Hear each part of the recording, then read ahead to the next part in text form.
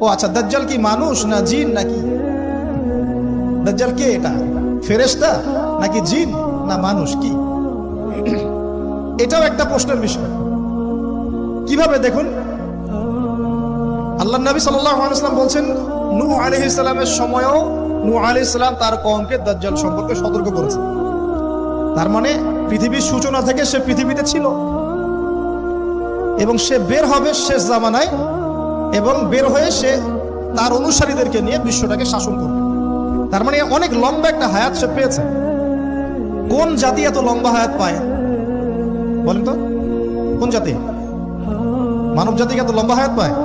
এই একটা mysterious character দাজ্জাল। সে কি?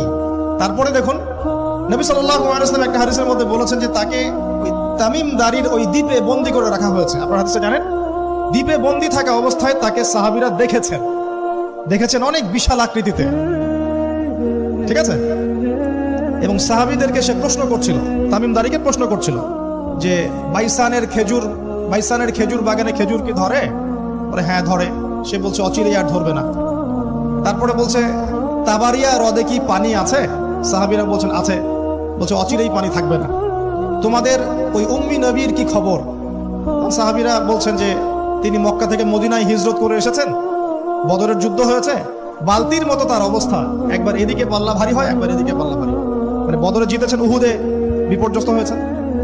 তখন এই ব্যক্তি বলছে যে তোমাদের জন্য উত্তম হবে ওই ব্যক্তির অনুসরণ করা।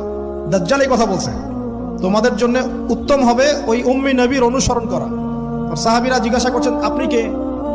তো সে বলছে যে আমি হচ্ছি দাজ্জাল, আমাকে অচিরেই এখান থেকে মুক্ত হওয়ার অনুমতি দেওয়া হবে, তখন আমি এই পৃথিবীটাকে শাসন করব। এখানে সাহাবীরা দেখে আসছেন, যারা দেখে আসছেন তারা পরে ইসলাম কবুল করেছেন। তখন তারা মুসলিম ছিলেন না, খ্রিস্টান ছিলেন। কথা বুঝতে পারছেন?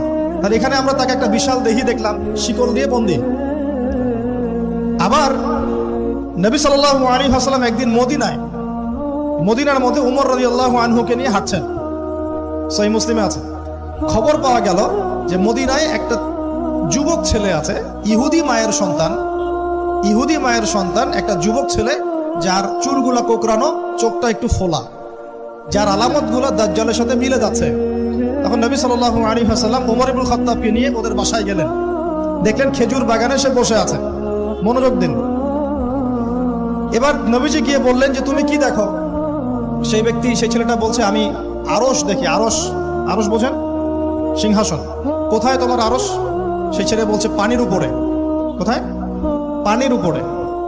নবীজি বলছেন তুমি তো তাহলে শয়তানকে দেখো। নবীজি বলছেন তুমি কি বিশ্বাস করো যে আমি শেষ নবী? সেই ছেলে বলছে আপনি কি বিশ্বাস করেন যে আমি নবী? কি বুঝতে পারছেন কথা আমার? নবীজি বলছেন তুমি কি বিশ্বাস করো যে আমি শেষ নবী? সেই ছেলে বলছে আপনি কি বিশ্বাস করেন যে আমি নবী? ওমর রাদিয়াল্লাহু আনহু তরোয়ালের খাপ খোলা সারা, তিনি বললেন যে ইয়া রাসূলুল্লাহ অনুমতি দেন, এর গর্দানটাকে নামাই দিই, বেয়াদব, আপনার সাথে বেয়াদবি করছে। তখন নবী সাল্লাল্লাহু আলাইহি ওয়াসাল্লাম বললেন দাআহু ইয়া ওমর, তাকে ছেড়ে দাও। যদি সে সত্যিকার অর্থেই দাজ্জাল হয়ে থাকে, তুমি ওমর তাকে হত্যা করতে পারবে না। কেন হত্যা করতে পারবেন না? কারণ দাজ্জালের নিহত হওয়া লেখা আছে ঈসা আলাইহিস সালামের হাতে। কার হাতে? ঈসা আলাইহিস সালাম যখন আসবেন, এই প্যালেস্টাইনের বাবে লুদ নামক জায়গায় দাজ্জালকে মারা হবে। ঠিক আছে কথা?